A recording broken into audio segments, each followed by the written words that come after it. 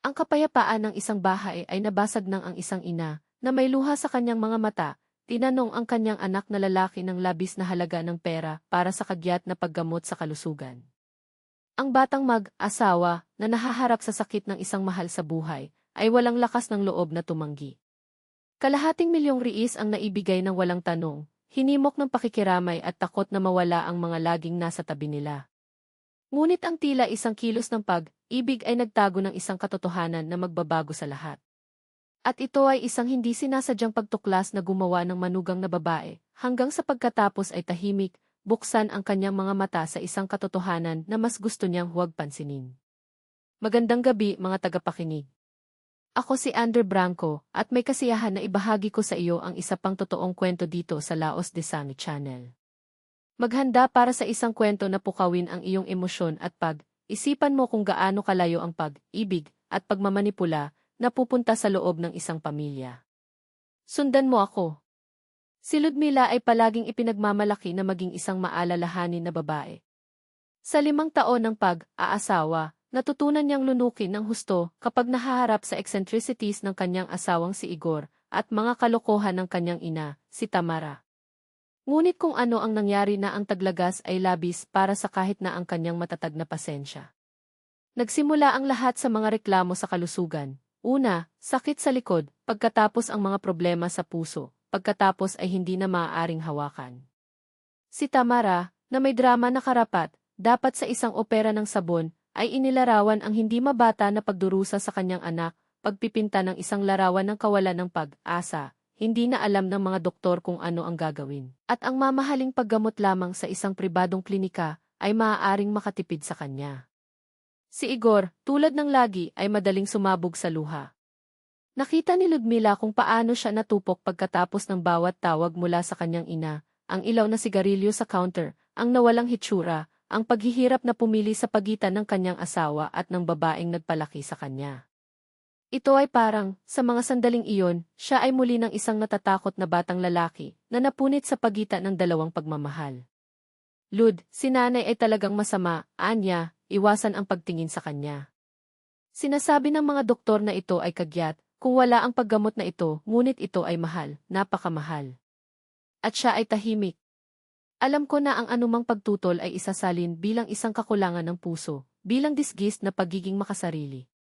May regalo si Tamara, ang pagkakasala ng kanyang anak na lalaki sa pera. At si Igor, muli, ay nagbayad ng presyo. Ang pera ay nagmula sa pagtitipid ng mag-asawa, kalahating milyong riis, halos lahat ng nailigtas nila na may pawis upang magbayad para sa isang apartment. Si Ludmila, isang tagapamahala sa isang kumpanya ng konstruksyon, ay nakakuha ng halos 7,000 isang buwan. Igor, Geeky Analyst, 8. Nabuhay ba sila? Supermarket lamang sa pagbebenta, katapusan ng linggo sa beach, sa pamamagitan ng tren, pista opisyal sa ibang bansa. Walang paraan. Ang bawat dolyar na save ay isang maliit na tagumpay. At ngayon, ang lahat ng ito ay magtatapos sa mga kamay ni Tamara, na dapat na mailigtas ang kanyang buhay. Ito ay isang espesyal na programa ng rehabilitasyon, ipinaliwanag ni Igor, na binibilang ang mga tala. 3 linggo sa isang medical na spa, na may mga pamamaraan at gamot. Iginiit ng mga doktor na ito ang tanging paraan. Nawala si Tamara sa pera. Nagpadala siya ng mga nakakalat na mensahe, palaging hindi malinaw, ang paggamot ay gumagana, ngunit napakahirap, nasiyahan ang mga doktor, ngunit kailangan ko ng ganap na pahinga. Si Ludmila ay kahina, hinala mula sa simula. Ang biyenan ay isang master ng theatrics, lagi siyang nakahanap ng isang paraan upang masuso ang kanyang anak maging sa mga huli na kwenta, napakamahal na mga gamot o renovations sa bahay. Si Igor, na nabulag ng pagmamahal, ay tumakbo upang tulungan siya, naiwan ang kanyang sariling pamilya sa background. Ngunit nang walang patunay, nilamon ni Ludmila ang kanyang pag-aalsa. Ang kanyang sandata ay pasensya. Alam niya kung paano maghintay para sa tamang sandali upang kumilos. At ang sandaling iyon ay dumating ng walang babala. Ang isang kaibigan, si Svetlana, ay bumalik mula sa bakasyon sa Turkey at, pag-aalis ng mga larawan, ay nakaharap sa isang pamilyar na mukha. Lud, hindi ba ang iyong biyenan, tanong niya, na ipinapakita ang kanyang cellphone. Sa imahe, Lumitaw si Tamara na nakahiga sa isang lounger sa pamamagitan ng isang pool sa isang 5-star resort, nakasuot ng isang malagkit na bikini at salaming pang-araw. Sa tabi nito, isang taong may kulay, tao sa kanyang ika-50 ang sports ng isang gintong chain sa kanyang dibdib. Pareho silang tumawa, nakaka-relax, na parang wala silang pag-aalaga sa mundo. Isang bagay sa loob ng Ludmila na pinakuluang. Hiningi niya ang larawan, gua. Nakarating siya sa kanyang cellphone at nagsimulang mag-imbestiga. Sa social media, natuklasan niya ang profile ng lalaki, si Valerie, isang executive ng kumpanya ng langis, na malinaw na nasanay sa luho. At mayroong higit pa, sa kanyang Instagram, isang pagkakasunod-sunod ng mga imahe mula sa parehong hotel sa Turkiye sopistikadong hapunan, inggit na nakakaakit ng mga suite, paradisiacal walks. At sa ilan sa kanila, lumitaw si Tamara, kahit na maingat siyang hindi markahan siya. Iniligtas ni Ludmila ang lahat. Ngayon ay isang bagay lamang na naghihintay para bumalik ang biyenan. Si Igor, walang kabuluhan sa lahat, nakatanggap pa rin ng mga mensahe mula sa kanyang ina tungkol sa mahirap na sesyon ng paggamoti at bumili ng mga mamahaling pandagdag sa tulong sa pagbawi. Nang bumalik si Tamara, makalipas ang 3 linggo, siya ay nagpahinga, na may isang sparkle sa kanyang mga mata na ang pagdurusa ay hindi nabigyang katwiran. Nagreklamo siya tungkol sa rigor ng ang sakit ng mga therapy, ngunit may sinabi ang kanyang katawan. Mommy, nawalan ka ng labis na timbang, nag-aalala si Igor. Anak, ito ay kakila, kilabot ngunit sulit ito. Sinabi ng mga doktor na kailangan kong gawin ito muli sa 6 na buwan, sagot niya, na may isang kinakalkula na buntong, hininga. Pinakinggan ni Ludmila ang lahat ng kanyang mga kamao na clenched. Hindi sapat na magnakaw mula sa kanila, hindi sapat na magsinungaling ng walang mali, pinlano pa rin ni Tamara na gawin itong muli. Nang gabing iyon, habang umaalis ang kanyang biyenan at natutulog si Igor, inilimbag niya ang mga larawan. Sinuri niya ang bawat detalye, ang ngiti ni Tamara, ang nakapalibot na luho, ang petsa ng paglalathala. Sa umaga, nagsilbi siya ng agahan na mailabis na dosis ng katotohanan. Inilagay niya ang mga imahe sa mesa. Tingnan kung paano ginagamot ng iyong ina ang kanyang sarili, anya, na may katahimikan na natatakot kahit sa kanyang sarili. Nag-choke si Igor. Sinunog ng kape ang kanyang lalamunan, nanginginig ang kanyang mga kamay. Ibinaling niya ang mga larawan ng paisa-isa, na parang umaasa na mula sa ilang anggulo ay magkakaroon ng kahulugan ang lahat. Ito ay isang pagkakamali, stammered niya. Siguro hindi ito sa kanya. O ang mga ito ay mga lumang larawan. Si Ludmila ay walang iniwan na silid para sa mga ilusyon. Narito ang petsa. Narito ang lokasyon ng hotel sa Antalya. At narito ang profile ng kanyang kasintahan, kasama ang lahat ng dokumentado. Ipinagkanulo kami ng iyong ina, Igor. Ninakaw niya ang aming kinabukasan. Ang mundo ay gumuho para sa kanya. Palagi kong alam na si Tamara ay manipulative, ngunit hindi ko naisip na siya ay may kakayahang maayos na kalupitan. Sa mga mata ng kanyang asawa, nakita ni Ludmila ang pakikibaka sa pagitan ng galit, pagkabigo at pag-ibig ng isang anak na lalaki, na ang pag-ibig na, kahit na nasugatan, nilabanan pa rin. At ngayon? Tanong niya, nawala. Ang sagot ay mahigpit na dumating, nang walang pag-aatubili, pumunta tayo sa kanya. Ngayon. At ang mga 500,000 riis ay bumalik sa kung saan sila kabilang. Natanggap sila ni Tamara sa isang balabal at sinelas, na nakakagulat na kahinaan. Nagsimula siyang makipag-usap tungkol sa pagkapagod sa post-paggamot, ngunit hindi binigyan siya ni Ludmila ng isang pagkakataon. Itinapon niya ang mga larawan sa mesa. Paano mo ipapaliwanag ang spa na ito sa Turkiye? Tanong niya, nakatingin sa kanya nang hindi kumikislap. Ang mukha ni Tamara ay nagbago sa ilang segundo. Ang mask ng sakit ay nahulog na naghahayag ng isang malamig, halos predatory gaze.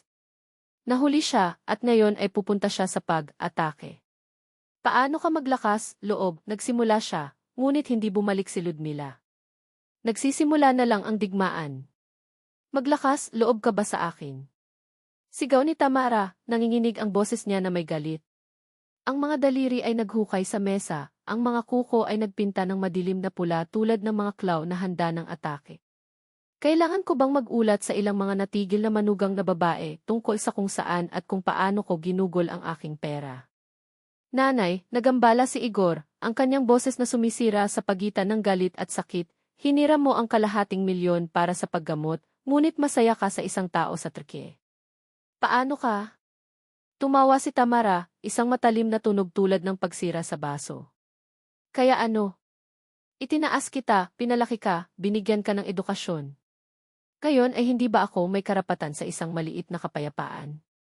Ang pera na iyon ay nararapat sa akin, binayaran ko ito ng mga taon ng sakripisyo ng ina. Ito ang huling dayami. Isang bagay sa loob ng Ludmila na sumabog. Mga taon ng kahihiyan, masikip na bayarin, ipinagpaliban ang mga pangarap na sumabog sa isang solong pangungusap. Nagnanakaw ka mula sa amin. Hindi umiling ang boses. Ito ay purong yelo. Save namin ang lahat, walang mga bakasyon, walang mga luho, na binibilang ang bawat barya habang ikaw ay nag-feast sa aming pawis. Sa aming hinaharap. Tamara hissed, ang kanyang mga mata bloodshot na may puot. Ay, shut mo ang bibig mo, asong babae. Anak ko yan at inutang niya ako. At ikaw? Sino sa palagay mo ikaw? Isang freeloader na nasangkot sa aking pamilya. Mabilis na dumating ang sampal, ngunit mas mabilis si Ludmila.